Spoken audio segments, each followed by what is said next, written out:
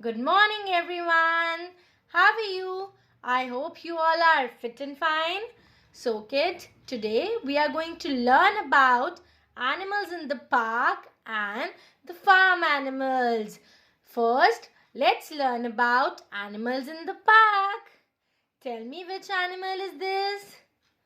Yes, it's very beautiful. It's a butterfly. Yes. Look, there are some ducks also. Quack, quack, quack, quack. Very nice. And which animal is this? It's a bumblebee. Yes. Now let's see some more animals which lives in the park. Squirrel, earthworm, caterpillar, snail, etc. Now let's learn about the farm animals. But before that, I know one song. Old MacDonald had a farm. Yes, do you want to sing with me? Let's sing. Old MacDonald had a farm. E-I-E-I-O. Old MacDonald had a farm. E-I-E-I-O. And on that farm he had some cows. E-I-E-I-O. And the moo-moo here and the moo-moo there.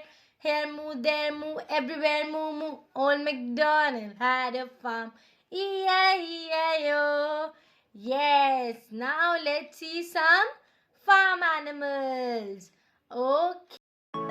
Cat, hen, horse,